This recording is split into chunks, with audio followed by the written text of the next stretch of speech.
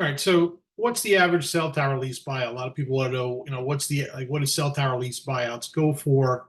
What can I expect if I'm gonna, if I get an offer from a company like Unison or Landmark, one of these lease buyout companies, is it a good offer? Is it a horrible offer? Is it a great offer?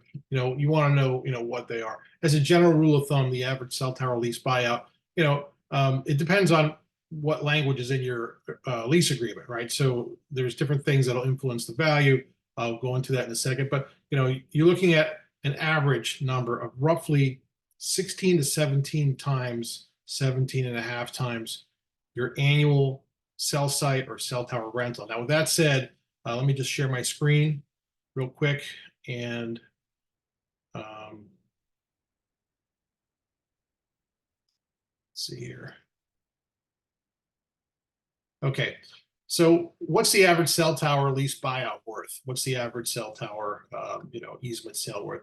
How much is the average cell tower lease buyout selling price? So let's say the average cell tower rent is $1,500 a month. That's a site that's been up for a while. Okay, so $1,500 a month times 12 is 18,000 per year in rent. The average cell tower rent escalator, let's say it's 10%, and these are averages, right? So you'll have better, maybe. Obviously, if you hired us, you'll do a lot better than that. The average cell tower rent escalator is 10% every 5 years. The average cell tower lease agreement has a right of first refusal or other limiting language like confidentiality or consent to assign a severance language, etc. And the average cell tower has two tenants, let's say. This is a tower, not a rooftop site. And the lease expires in 30 years. So the formula here for the average is, again, take the annual cell phone tower rent, 18,000, multiply it by 17 and a half, and you'll get a number of 315,000. So that's if you have a right of first refusal or other limiting language in there, you're getting $1,500 a month. So that's the formula here, 18,000 times 17 and a half, 315. All right, let's just take it a step further. All right, let's say that your cell tower or cell site rent is $2,500 a month. So you take $2,500 a month times 12, that's 30 grand a year. Let's say your cell tower rent or cell site rent escalator is 3% annually. It's a little better than 10% every 5 years. And let's say that you did a good job. You hired Tower Genius, and when you did your lease, back 15 years ago, your cell tower lease agreement does not have a right of first refusal or other bad language that hurts your ability to get a better price. And let's say that your cell site or cell tower, let's say your cell tower has two tenants. You have an anchor tenant like Verizon, and you have another co-locator there, T-Mobile or AT&T, and your cell tower lease expires in 10 years. All right, so take your annual cell tower rent of 30,000, multiply it by 19. Right, so that multiplier here is going to be 19 instead of 17 and a half. And you've got a little bit better pricing. All right, so all of a sudden that $325,000 lease buyout with an average deal, now it's bumped up to 570. Okay, yes, we love ugly cell towers at Tower Genius. Forgot to shut off my Outlook. Okay, all right, let's take it a step further. Let's say that your cell tower rent is $2,500 a year, and you have revenue share. You have additional co-location revenue share. So you make $2,500 a month times 12. It's 30 grand a year. Plus, you get $750 a month in revenue sharing. You have a 3% escalator. There's no right of first refusal, so you did a good job negotiating it. You have two tenants, an anchor, and a co-locator, and your lease expires in 10 years. Here's the formula. Take your annual cell tower rent, 39 grand, so it's rent and co-location, times 19. You're at a 19 multiplier, $741,000. This is a beautiful cell site in Utah we helped the client with. Again, so that's why it's so important to negotiate co-location revenue. It's important to get an annual escalator of at least 3%. You can't do that 2.5% every 5 years.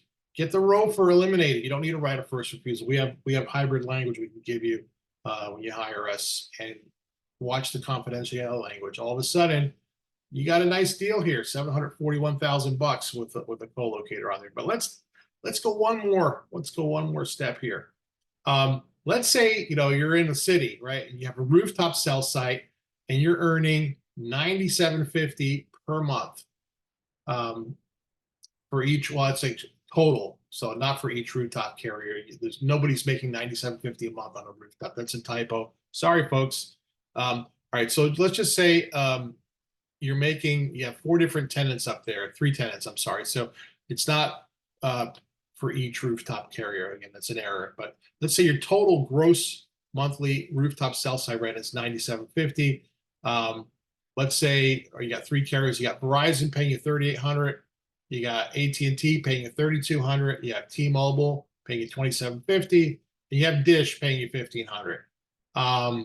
You have a 3% annual escalator on every lease that you have, and you did a good job. Your cell site leases don't have right of first refusals, and your cell site tenants have leases with expiration dates ranging from 5 years soon, right, to 29 years.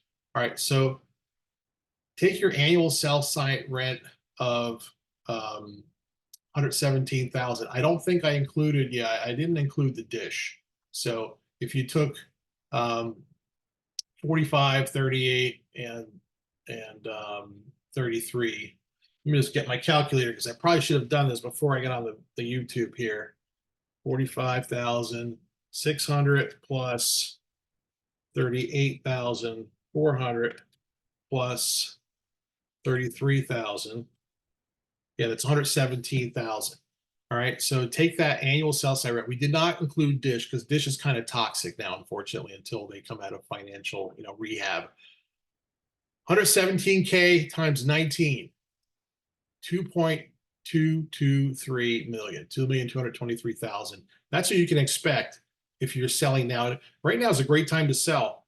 You have the market. I really think it's probably not going to go higher than it is now. I think I can't call the top, but we're probably right there. And so if you had a right of first refusal in these leases, you probably would have received about $200,000 less.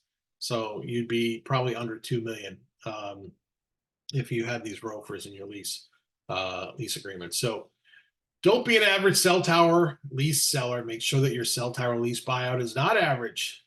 And you want to give us a call at Tower Genius at 888-313-9750. Press option 2, and that's for lease buyouts. Hope that helps, and thanks for watching. Visit us at towergenius.com.